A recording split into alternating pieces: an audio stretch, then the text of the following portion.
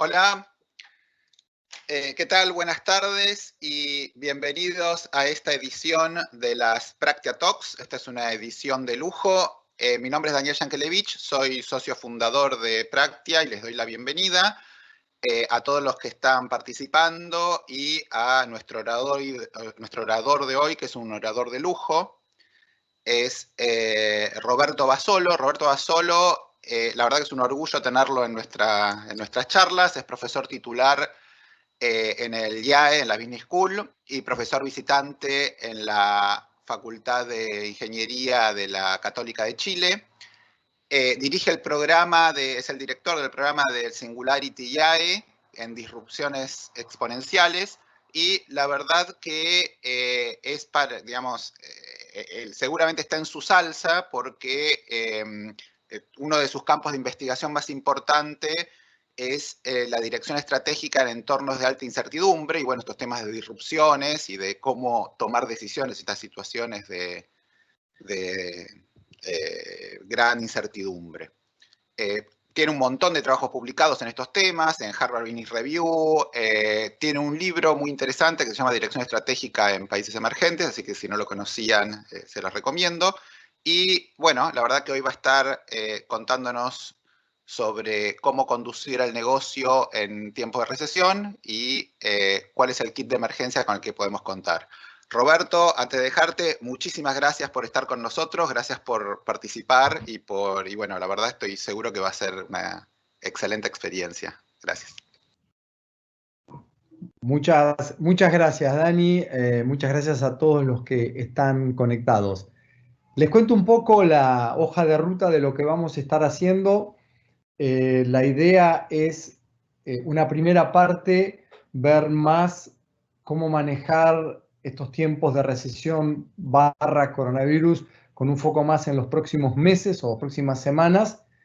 Hacer un corte y después dejar el final para ver un poquito del largo plazo, aunque uno de los temas más importantes que vamos a estar viendo es que en la medida de lo posible las decisiones que tomemos en el corto tienen que estar iluminadas por el largo, pero por temas tanto pedagógicos como de orden, voy a dividir esta presentación en dos partes.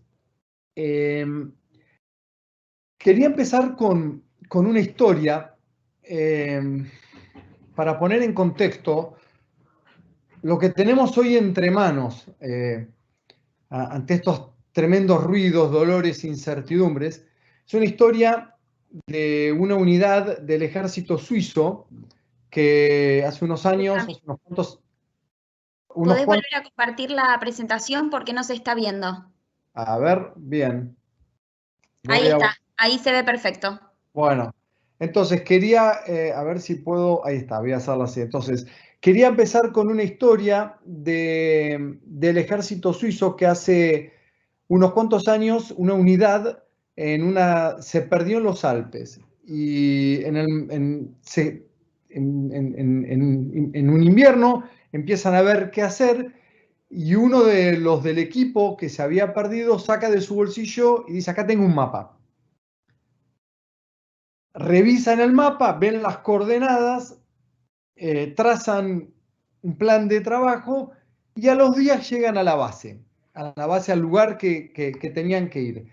Lo interesante de esta agenda, que una vez que están tranquilos en la base y revisan el mapa no era del lugar donde estaban, era un mapa de otro lugar. ¿Y por qué arranco con esta agenda? Porque yo voy a sostener que es mejor tener un mapa impreciso, incluso equivocado, que no tener mapa. Si tengo un objetivo de la conversación que vamos a tener hoy, es ayudarnos a armar el mapa de nuestra organización. Un mapa que va a ser ruidoso, un mapa que no va a ser exacto y que el camino que hagamos no va a ser el mismo, pero nos va a dar como ese terreno, nos tiene que permitir ese terreno como para pensar y avanzar en las próximas semanas y meses. Y cuando pensamos este mapa, hay dos cosas que voy a descartar de arranque. Lo primero es, no estamos en el apocalipsis. Puede parecer grotesco, nadie en su sano juicio, o casi nadie me va a decir, Roberto, estamos en el apocalipsis. Está bien, estoy de acuerdo, pero muchas de las primeras reacciones que he observado en estas semanas, desde que se desata la pandemia, es reacciones equivalentes así como estuviésemos en el apocalipsis. Entonces, lo primero a descartar es, no es el fin del mundo, por más que puede ser muy doloroso, por más que va a tener en algunas organizaciones secuelas graves, no es conducente que ese mapa que vamos a trazar sea un mapa que nos lleve al apocalipsis. Entonces, primera cosa que quería descartar. El segundo escenario que quería descartar es un escenario de guerra. No es un escenario de guerra, ha salido en algunos diarios, esto se parece a una guerra, no es un escenario donde vamos a observar una tremenda destrucción de capital social y capital físico. Sí, es verdad que tiene un tema muy doloroso, es verdad que podemos enfrentarnos frente al dramático tema de perder un ser querido, que no hay que minimizarlo, pero no estamos ni en el apocalipsis ni en un escenario de guerra. Los efectos de todo lo que sigue, para mí, y sobre el marco en el cual me voy a estar moviendo, estamos en el escenario de una recesión en algunos aspectos tremendos, en otros no tan tremendo, especial. O sea, es una recesión que tiene particularidades, cada recesión tiene sus particularidades, esta tiene sus particularidades, y la particularidad de esta es que tiene una génesis sanitaria que sí le da novedad. O sea, entonces, a la hora de trazar la hoja de ruta, como la unidad en el ejército de los Alpes, hay una parte del terreno que conocemos y hay una parte que desconocemos. Lo importante es ver qué conocemos para que cada uno después diga, bueno, qué conjeturas me armo con respecto a lo que desconocemos, Entonces, por ser una recesión y por haber visto infinidad de recesiones en Argentina, infinidad de recesiones en el mundo. En Argentina tenemos una característica y es que cuando tiramos series del Producto Bruto a nivel mundial estamos a la cabeza, somos de los países que más ha entrado en recesiones y no el que más en los últimos 50, 60 años, pero en general las recesiones son fenómenos que le pasa absolutamente a todas las economías. Entonces, lo que nos permite es conocer ciertos patrones que son triviales, pero que son muy relevantes a la hora de pensar ese marco. Primero, la recesión es un fenómeno transitorio. Punto. Si no, no sería una recesión. Y he dicho que el marco en el cual me voy a mover es el de una recesión. Podría haberme marcado en otro, pero es una recesión. Toda recesión es un fenómeno transitorio que tiene algunas secuelas permanentes. Es decir, toda no. O sea, si la recesión es muy leve, probablemente no tenga casi. Pero en general la mayor parte de las recesiones son fenómenos transitorios que tienen alguna secuela permanente. Y acá empieza una inteligencia interesante para el negocio. Es empezar a ver en mi negocio, en mi industria, qué parte de este fenómeno permanente será un catalizador que acelerará ciertos procesos, perdón, de este fenómeno transitorio que acelerará ciertos fenómenos permanentes en el negocio mío. Por otro lado, no pega a todos por igual. En el momento en que se nos caen las ventas, se nos cierran, uno tiende a pensar que esto nos pasa a todos. No. En una encuesta que hicimos en el IAE hace 2 semanas más o menos, se veía tremenda heterogeneidad en caída de ventas dentro de Argentina en el mismo momento. Tremenda heterogeneidad. No nos pega a todos por igual. Pega muy distinto según las industrias y pega muy distinto aún dentro de la misma industria según las empresas. ¿Por qué esto es relevante? Porque desde esta concepción es donde yo eventualmente me puedo parar y hacer cierto planteamiento estratégico, léase, estratégico de largo plazo. ¿Qué tiene de particular y que sí debemos tener o poner sobre la mesa? Bueno, Primero tiene una carga emocional muy dura. Nuestra familia está en peligro. En una recesión como la del 2008, uno podría pasarle un fenómeno en la familia, pero no era propio de la génesis. Hoy sí estamos todos, de alguna manera, tenemos parientes con más o menor factor de riesgo y eso le agrega una carga adicional al que es típico de una recesión. Por otro lado, mientras que las recesiones siempre se caracterizan por un empobrecimiento, dada fenómenos macroeconómicos, que no importan ahora por ahí detallarlos tantos, acá la caída de ventas está también directamente ligada a una decisión gubernamental, una decisión que acelera la caída de ventas en otros negocios que por ahí no tienen tanto el sufrir esa caída, pero en general mi cliente ahora no viene, es decir, no solo no me compra porque está empobrecido, sino porque no dejan salir, no dejan salir. Entonces, ¿qué significa eso cuando yo planifico o trato de armar el mapa? Y que cuando dibujo la forma que va a tener esta recesión, tengo más escenarios que los que normalmente manejan una recesión típica. O sea, una recesión típica, la mayor discusión se trata de una V, ¿no? Una típica recesión de una economía emergente, contracción violenta y rebote violento. Se trata de una U, más típica de un país desarrollado, es una contracción y un rebote. Se trata de una L, donde voy a caer y voy a permanecer en el piso. De una W, producto de que me van a abrir, me van a cerrar sanitariamente, me van a volver a abrir y después será un rebote. Entonces, tengo escenario. Lo que sí descarto es, no se trata de una I. A algunos les gusta estos últimos semanas hablar de una I, una caída libre sin fin. No es eso lo que tenemos. Pero bueno, estas son notas particulares para trazar esa hoja de ruta. Entonces, vamos un poquito entonces a armar esa hoja de ruta. Para poder analizar mi negocio, lo primero que la gestión la tengo que armar en 3 niveles. Lo primero que tengo que tener es una discusión con mi equipo de cómo entramos a la recesión, una segunda discusión de cuál es la agenda táctica de la recesión y una tercera discusión es cuál es el contexto competitivo post-recesión. Este contexto competitivo es el que me debiese dar la luz estratégica para iluminar las medidas tácticas que voy a hacer de manejo de recesión. Entonces, ¿cómo entramos a la recesión? Ya todos hemos tenido mayoritariamente esta conversación, pero está bueno traerla de vuelta a la mesa. Entonces, porque ¿qué significa cómo entrar a la recesión? Significa poder saber cuánto grado de libertad tengo para correr tácticamente detrás de apagar incendios o para planear a largo plazo. Entonces, ¿tiene mi organización margen o no tiene margen? ¿Tengo grados de libertad o no tengo grados de libertad? Si entra en la recesión sin reservas financieras, endeudado, en un sector que me cortó el gobierno y que probablemente va a ser de los últimos en salir y el margen es muy bajo, pero en general no es esa la situación, ¿no es cierto? En general hay algún margen y antes de empezar cualquier trazada de hoja de ruta, yo necesito especificar cuál es esa espalda que tengo, cuál es ese margen.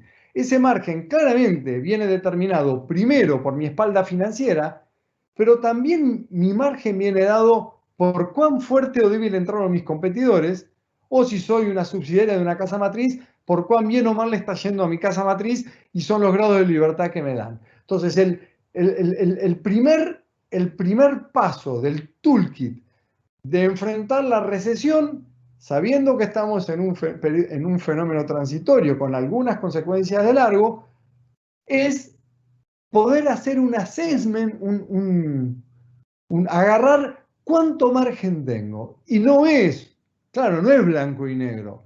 Porque hablaba con una empresa, Roberto, tenemos caja para 1 mes y medio o 2. Bueno, sí, si pago el 100% de los sueldos, sí. O sea, no es que va a ser tan grande, pero es importante definir más o menos qué grados de libertad o en qué aspecto me muevo. De vuelta, ¿para qué? Para ver cuánta tranquilidad voy a tener para meter el largo plazo en las decisiones que voy a estar tomando de corto en las semanas que dure esta recesión o esta retracción alrededor del coronavirus. Entonces, primera agenda es cubrir lo que se suele llamar con cuánta flexibilidad estratégica entra mi negocio a la recesión.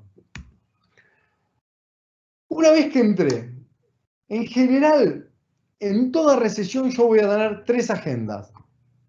En la recesión, producto de coronavirus, se agrega una cuarta. Pero para organizar las discusiones en mi organización, van a ser discusiones alrededor de 3 agendas más una. Son bastante obvias, pero ordenan esta discusión. Entonces, yo voy a tener una primera discusión alrededor de reconfiguración de productos, una segunda discusión alrededor del trabajo sobre los costos, una tercera discusión alrededor de pisar los flujos de fondo y el manejo de flujos de fondos, y por estar en el coronavirus voy a tener una cuarta discusión alrededor de los protocolos de salud. ¿Qué significa esto? Bueno, en una recesión normal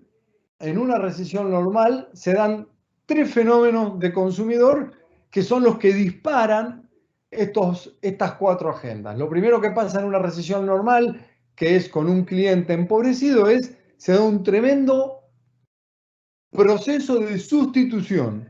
Entonces, lo primero que tengo es consumidores que antes gastaban más primeras marcas y ahora pasan a segundas marcas. O, como se está viendo en Argentina, que venimos de 10 años de periodo de contracción-recesión, que pasan de segundas marcas a terceras marcas. Entonces, primero, periodo de sustitución o directamente periodo de retracción absoluta. Todo lo que tenga que ver con bienes durables prácticamente desaparecen. Y por último, lo que voy a tener, lo que también observamos en recesiones, es sustituyo los productos que puedo sustituir. Dejo de comprar. Estos son los productos que mi familia va a necesitar. Voy a seguir comprando leche, la comida la voy a sustituir básicamente. Los bienes de consumo durables, y a la medida que se caigan mis ingresos, los voy a posponer. Y en la medida en que debo seguir consumiendo y no tengo ingresos, lo que voy a hacer es dejar de pagar. Son los 3 mecanismos característicos de recesión. Sustituyo los productos que debo seguir consumiendo, pero no puedo comprar ahora, transitoriamente los voy a sustituir. Dejo de comprar los productos que puedo dejar de comprar. No voy a cambiar el auto. Tal vez voy a cambiar la computadora si hago home office, si no, tampoco voy a cambiar los bienes. Voy a posponer los bienes durables y si en esa ecuación todavía me falta plata, dejaré de pagar la tarjeta, dejaré de pagar. Entonces, y ahí vienen las agendas de cadena de pago. Entonces, cuando armo el kit de recesión, normalmente, ¿qué voy a tener? Bueno, voy a tener una primera agenda para abordar la sustitución del consumidor. Si mi producto es proclive a sustitución, en esta recesión estamos viendo que prácticamente está dando sustitución en casi todas las industrias. Entonces, si no se da, sobre todo por la prohibición. Entonces, estamos viendo que el consumidor está llevándose a online cosas que nunca los hubiese llevado. Entonces, bueno, primero que disparo es una agenda de sustitución de productos, una agenda de costos. La agenda de costos, la pregunta, pero lo voy a dejar para el siguiente slide, es ¿qué guía esta agenda de sustitución? ¿Cuán alocada tiene que ser esa sustitución? Y esa es la pregunta. ¿Cuánto puedo abrir estos productos? ¿En cuántas nuevas cosas me puedo meter para tapar el bache financiero? Y ahí es donde va a jugar a largo plazo. De vuelta, tengo que entrar en una agenda de costos. Ahora, ¿hasta dónde voy a cortar los costos? Ahí es donde va a entrar a largo plazo. Me voy a pisar sobre los fondos y después voy a pensar un protocolo de salud. ¿Por qué? Porque muchos de los negocios cerrados hoy, en la medida que se vuelvan a abrir y en la medida en que se me enferme gente, me los pueden volver a cerrar. Entonces, debo armar mi protocolo de salud para minimizar los riesgos de que una vez que vuelva a salir y trate de salir de esta recesión, se caigan nuevamente las ventas porque me cierren el negocio, producto de que se me enfermó un empleado. Ahora, ¿cuáles son las luces para estas, sobre todo los dos trabajos de agenda, cuando repienso los productos o repienso los costos. Lo que va a estar en juego es la caja con los activos de largo plazo. Esto es lo que va a estar en juego. ¿Y cuáles son los activos de largo plazo? Y el primero es la imagen de marca. Si yo soy una primera marca, si yo soy líder, cualquier entrada en segundas marcas, terceras marcas, cualquier entrada de llevar mi producto a digital, y eso va a ser una experiencia distinta del consumidor. Entonces tengo que tener mucho cuidado. Por supuesto, puede que yo no me quede otra, me deba zambullir en hacer lo que pueda porque estoy ahogado financieramente. Pero en la medida en que tenga margen, mucho cuidado con lanzarnos en productos que son transitorios y que me pueden generar un efecto de reputación. O sea, ¿hasta dónde voy a abrir mi portafolio de productos o servicios durante la recesión? ¿O cuál es el trade-off, la reputación que voy a jugar en la marca? Porque pasada esta recesión, el consumidor va a ser empobrecido, es algo que vamos a hablar al final, pero el consumidor va a volver en la medida de lo posible a las prácticas actuales. Y si yo soy una primera marca, puedo dejar un daño de largo plazo. Del mismo modo, esa agenda de costos, ¿cuánto mano voy a meter ahí? ¿Cuánto voy a cortar en mis costos? Y ahí es de vuelta, cuidado porque puedo estar destruyendo capacidades de largo plazo. Es que Roberto, se me cayeron las ventas, estoy vendiendo cero. Bueno, está bien, es que no hay margen para hacer estrategia. Si tengo margen para hacer estrategia, cuidado cuando hago los cortos en los costos, de sopesar adecuadamente esas capacidades que me llevo a año construir y por ahí les voy a estar destruyendo por una sobrereacción en el corto plazo. El óptimo estratégico es plantearme crecer. Por ahí me dice, estás loco, esto es... Bueno, por ahí alguna organización puede plantearse crecer. En la medida en que entré con margen a la recesión, en la medida en que me armé, ¿dónde puedo acelerar, pisar el acelerador para ganar market share permanente en mi industria? Parece una locura. Hay ejemplos de organizaciones, me acuerdo Danone, durante el año 2002, cuando Argentina se derrumbaba y todo se contraía, en esos años decidió acelerar la apuesta en publicidad. Era otro contexto, no importa, pero aumentó la inversión publicitaria cuando todos se retraían. Esto es empezar a jugar con estrategia, si puedo. Y por último, en estas 4 agendas, ¿no es cierto?, de replantear los productos, pero con esa mirada en la medida de lo posible de cuidar mi reputación, hacer un corto en los costos, cuidado de no destruir capacidad de largo plazo, obviamente estar muy pisado arriba de los cash flows, y después de armar los protocolos, el último punto es, muchas de estas cosas, sobre todo empresas que son más grandes, requieren la participación de muchos empleados. Y ahí es muy importante saber cómo estoy cuidando el ambiente contenedor. En este proceso de dolor, la gente está angustiada por su trabajo, y si quiero que realmente mi equipo pueda pensar con cierta holgura, ¿hasta dónde puedo protegerlo? Me acuerdo también en el 2001-2002, que por ahí es la experiencia que tenemos más dramática en Argentina, estaba Cambre, esto está contado en uno de los casos que damos del IAE, que la alta dirección de Cambre, cuando la construcción primer trimestre del 2002 se había destruido, el PBI se había contraído el 20%, ese era el número, ahora era dramático, juntó la alta dirección, juntó a todos los empleados y dije, miren, tenemos caja para los próximos 18 meses, entre todo le encontramos la vuelta o entre todo o nos vamos todo. O sea, pensar un poco qué mecanismos en mi organización necesito para que todo el equipo tenga la mínima calma para pensar a largo plazo en la búsqueda de soluciones que balanceen bien este corto y este largo plazo. En la medida en que yo no pueda dar esa contentación, primero, en la medida en que yo no tengo ningún oxígeno, no estoy en el plano de la estrategia, no puedo hacer estrategia. En la medida en que mi gente no tiene calma, tampoco. Aunque tenga yo cierta capacidad, necesito preservar ese espacio para pensar en el largo plazo.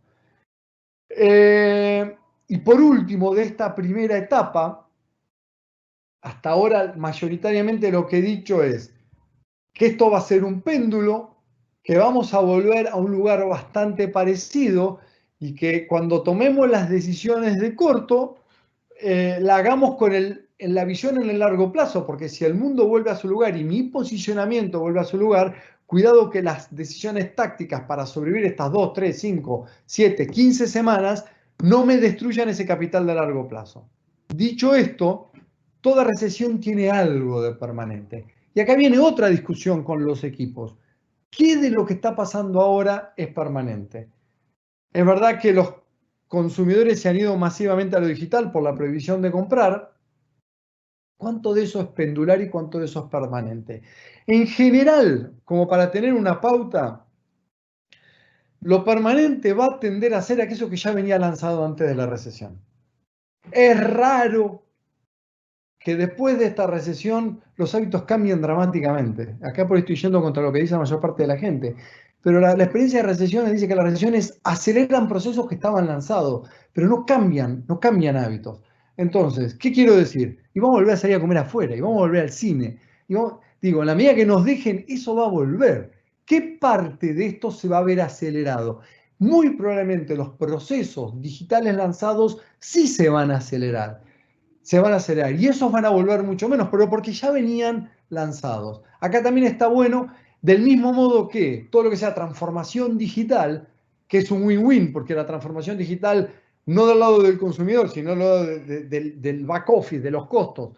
Todo lo que me ahorra costos y ya venía lanzado, eso no vuelve, eso obviamente es un catalizador. Por ahí transformación digital es clarísimo. Pero ¿hay algún otro proceso que podría eventualmente volver? La verdad es que fuera de los cambios del consumidor digital y este aceleramiento de la transformación digital, pero que me cuesta ver. Yo me imagino un mundo que por ahí con algunas caídas va a volver a los hábitos que teníamos antes. Obviamente mucho más empobrecido, pero eso lo dejo para la segunda parte. Entonces voy a hacer un pequeño parate acá y me gustaría por ahí escuchar algunas preguntas.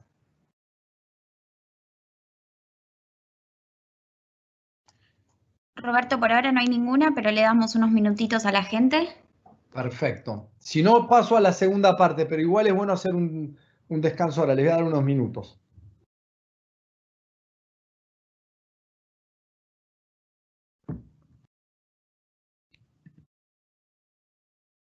Ahí siguen viendo mi presentación, ¿no? Sí, se ve perfecto. Perfecto. Si tienen preguntas, el canal está abierto.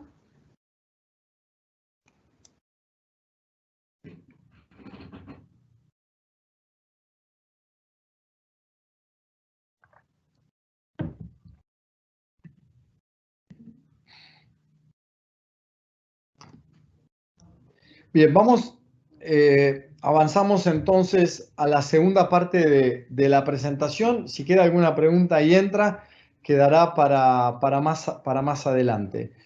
Entonces, ¿a dónde va el mundo? ¿A dónde va el mundo?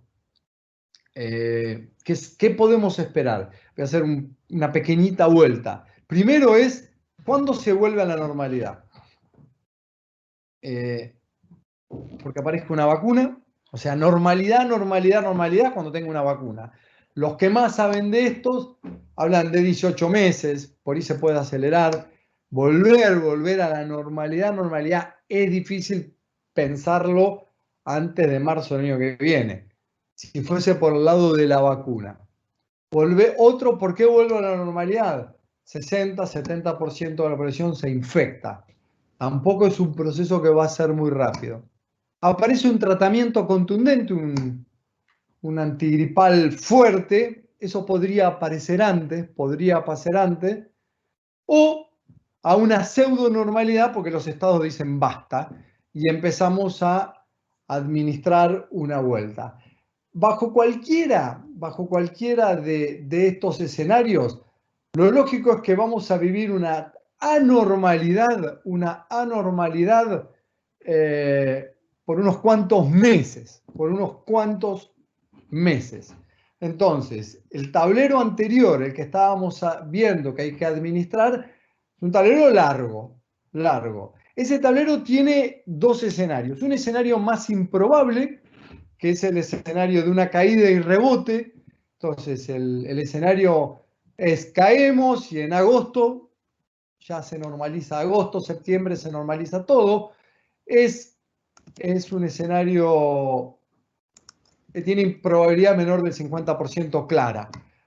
Y después, un segundo escenario que es el más probable, como el de la marea que sube y baja, por ahí es una oscilación que se va a ir reduciendo, pero es una oscilación que nos va a tener a maltraer todo el año, con algunos momentos donde vamos a oxigenar, nos vamos a vender mejor, y otros no, en un cuadro empobrecido en general. Dicho esto, en algún momento el mundo va a salir. En algún momento el mundo va a salir. Y lo que quiero que pensemos en este momento es cómo va a ser el mundo después de la normalidad.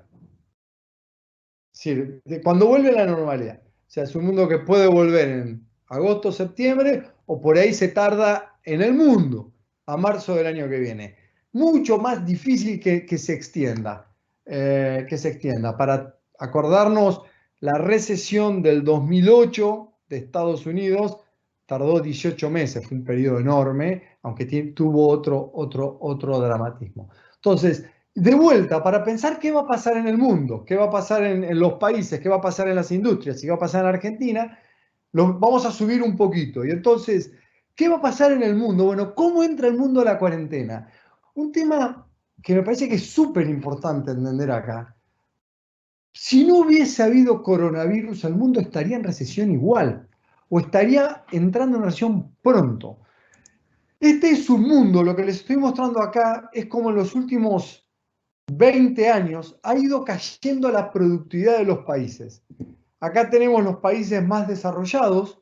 Es un mundo que después del 2008 viene enfriándose. Hay algunos ganadores, pero el mundo viene enfriándose. O sea, es un mundo que no salió del todo de la recesión del 2008, que viene poniendo parches.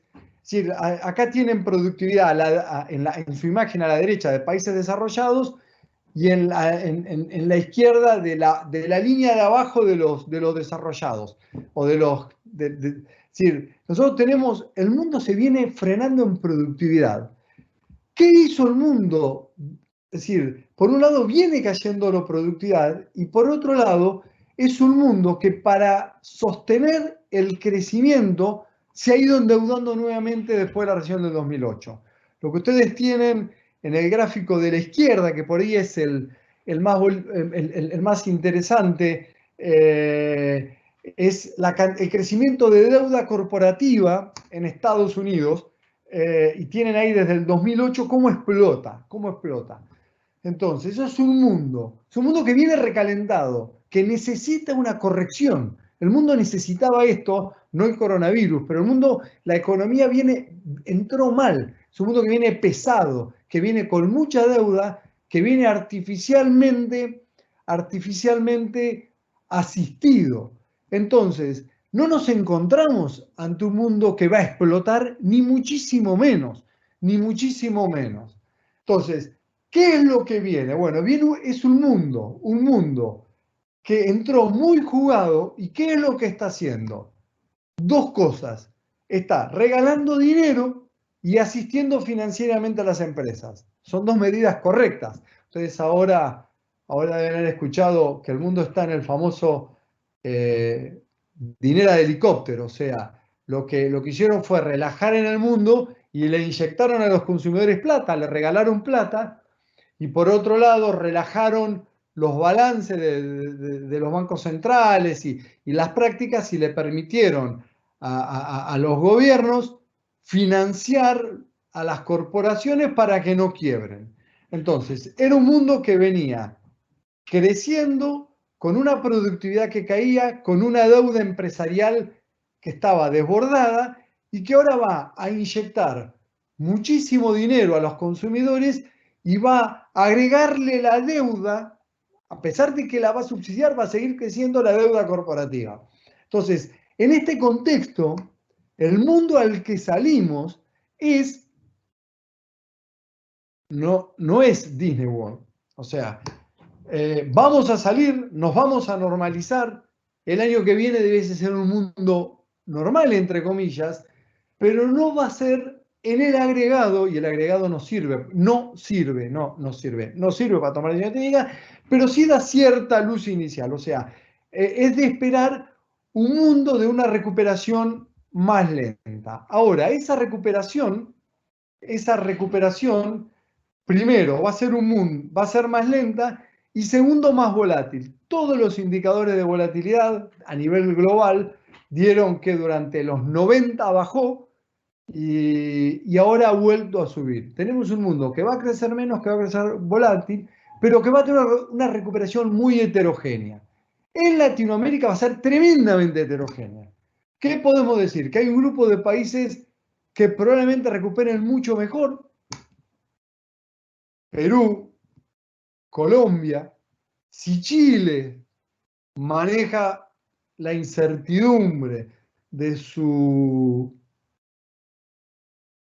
ajuste de la Constitución, podría ser porque tiene fundamentals muy ordenados. Y después un grupo más intermedio donde podría estar Brasil, que ha tomado medidas de fondo, y en la cola van a estar países como Argentina, Ecuador, perdón, en los que van a andar mejor Paraguay, pero nosotros estamos en la cola, o sea, cuando nosotros vemos el agregado, el mundo va a crecer más lento. En ese crecimiento más lento, algunos países van a recuperar más rápido.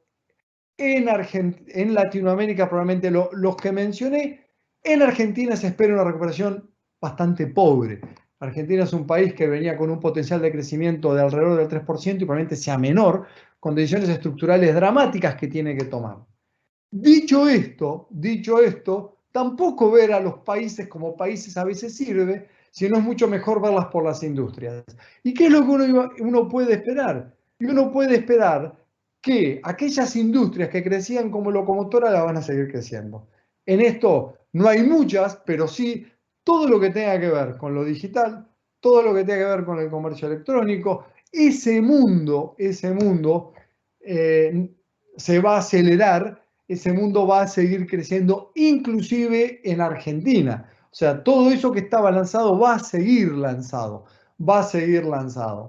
en un marco general de una recuperación mucho más lenta. Entonces, como para cerrar, ¿qué nos espera después de la recesión?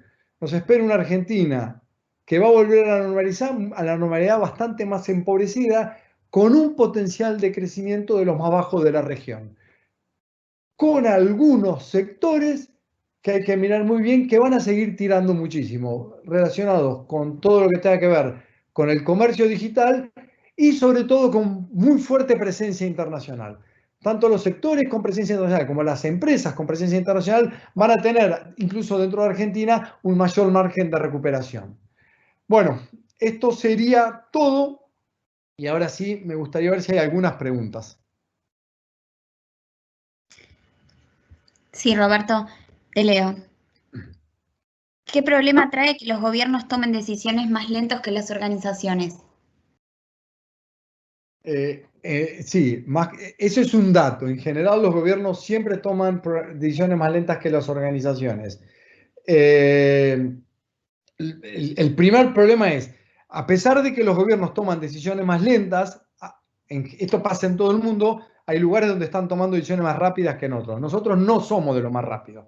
Por más que la decisión de clausurar sí fue muy rápida, todo lo que tenga que ver con políticas de asistencia financiera a las pymes, de demorar pago de impuestos, se está haciendo muy lento. La consecuencia es que más empresas van a morir. Lo más duro es eso.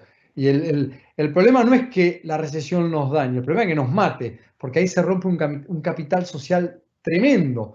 En la medida en que mueran más empresas, la recuperación va a ser mucho más lenta. En la medida en que nuestro gobierno sea más lento, la recuperación va a ser mucho más lenta y el potencial va a ser más bajo. ¿Cómo hacer cuando la empresa todavía no cree en la transformación digital? ¿Cómo se logra cambiar la mentalidad de los directivos? Esta es una pregunta excelente, excelente. Entonces, lo primero es este momento es un momento extraordinario para potenciar la transformación digital. Dicen que ¿no? Uno de los primeros dos elementos del cambio es tener una necesidad, y ahora hay una necesidad más grande, y lo segundo es tener una posibilidad. Entonces, primer tema es, ahora es más fácil. Toda transformación digital siempre, para catalizarse necesita del equipo directivo, o sea que donde primero hay que trabajar es en el equipo directivo. Acá hay algunos elementos que van más allá de vuelta de la recesión, pero que el coronavirus es una oportunidad extraordinaria para acelerarla. Y lo que normalmente se hace es exponer al equipo directivo un par de cosas que se pueden hacer bien prácticas, aprovechando este catalizador que es la recesión.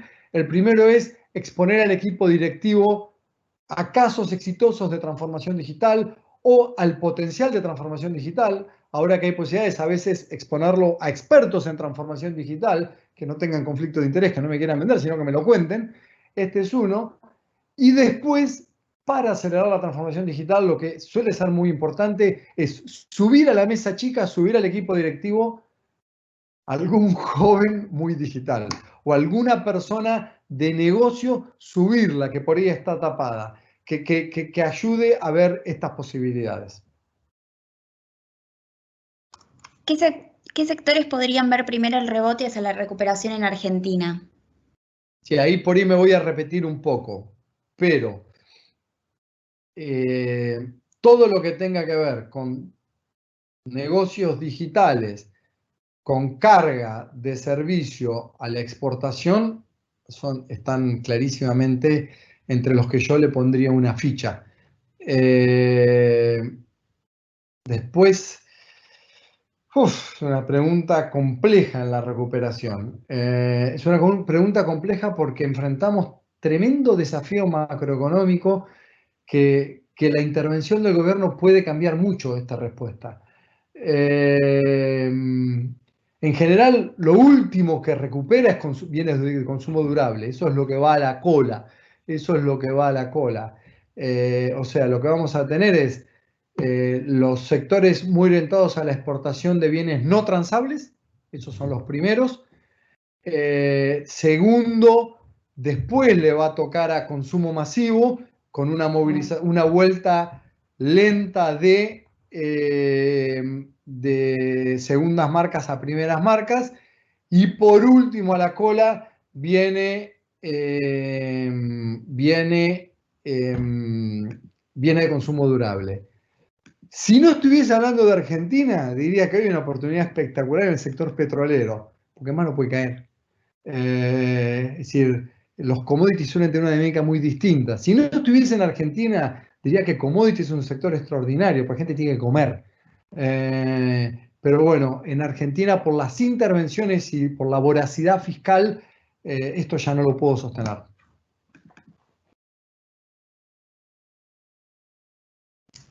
Y por último dicen, ¿qué se podría hacer para que Argentina se recupere mejor y antes que otros países? La respuesta es bastante simple, la implementación es muy difícil. Primero, a ver, todo el mejor manejo de la recesión mejora la recuperación. Entonces, en la medida en que todos estos mecanismos para evitar que las empresas quiebren y que se destruya empleo se activen más rápidamente, hace que el país vuelva antes. Segundo, en la medida que se administre mejor la apertura parcial, Chile la está haciendo, Chile nunca cerró, y su Estado ha manejado mucho mejor que nosotros las aperturas parciales, porque tiene un Estado más efectivo. Pero en la medida en que uno maneje las aperturas parciales con mucha más inteligencia, minimiza el daño de la recesión y la recuperación se destruye menos capital permanente y la recuperación es más larga, es más rápida. Ahora, lo único que nos mejoraría la recuperación es la presentación de un plan nacional consistente a largo plazo, que hoy no existe. En la medida que ese plan esté y dé cierta credibilidad a los agentes decisorios, a las empresas, eso claramente va a acelerar la recuperación. Ahora tenemos, si se arregla la deuda en términos razonables, eso da muchísima más recuperación. Si entramos en default, la recuperación va a ser lentísima. Entonces, primero, ¿cómo maneja el Estado ahora la recesión minimizando los daños? Eso sí acelera la recuperación. 2, el manejo de la deuda es crítico. 3, cuánto es urgente un plan nacional. Urge un acuerdo nacional de dónde vamos a ir como país. Sin eso, la recuperación va a ser mucho más lenta. Si se arma un grupo creíble de expertos, como se armó para manejar la recesión, para construir a largo plazo, y da ciertas pautas creíbles con los agentes económicos involucrados relevantes, léase sindicalismo, léase uniones industriales, si esto léase cuadro opositor, estoy pidiendo mucho, pero a medida que eso se arme, la recuperación es más rápida. A la medida que no esté, va a ser mucho más lento. Perfecto. Y otra de energía. ¿Qué análisis hace de esta recesión en el sector de energía, donde además del COVID está el derrumbe del WTI? Sí, eso lo dije hace un ratito. Olvidemos de Argentina por las intervenciones. Los estudios que uno puede tener acceso en energía muestran que a pesar de que las energías renovables han ido sustituyendo las no renovables, el mundo va a necesitar por la próxima década muchísimo recurso fósil. La industria del petróleo es una industria de oferta mucho más que de demanda. Entonces, y hay que recordar que la caída del petróleo es anterior al COVID. La caída del petróleo es por un problema de oferta, no de demanda. Mi lectura es que acá probablemente las que más van a sufrir son las de Shell, que tienen los costos más altos de producción, pero las empresas que están en petróleo convencional, en recursos convencionales, con costos razonables y que no están tremendamente endeudadas, van a sobrevivir y el mercado va a tener una consolidación y no me sorprendería en 2 años tener empresas petroleras creciendo, es decir, en valores muy altos. O sea, yo veo una recuperación en petróleo. Soy mucho más optimista para el petróleo de lo que es el mundo hoy. En Argentina no, ¿eh? Argentina no puedo decir nada de esto porque es una economía, no es una economía de mercado, está tan intervenida que es muy difícil. De hecho, las únicas cosas que me animo a decir de Argentina son porque son empresas que están fuera de Argentina mayoritariamente. Entonces puedo hablar. Es muy difícil hacer un pronóstico de Argentina por el nivel horrible de intervención que tenemos. Es tan grande la maraña que sería imprudente hacerla. Bueno, hola. Hola, hola Dani. Hola. Roberto, muchísimas gracias por tu participación y bueno, por estos comentarios. La verdad que, bueno, yo estuve tomando notas durante toda la reunión, supongo que todos también, así que gracias por haber participado en esta presentación y muchas gracias a todos los que estuvieron escuchando, estuvieron participando y bueno, haciendo preguntas. Tenemos que despedirnos, así que un saludo y bueno, espero que nos encontremos en alguna otra Practia Talks o en algún otro evento. Muchas gracias, Dani. Cerramos acá y los invito a ver la agenda para las próximas reuniones. Muchas gracias a todos. Hasta luego.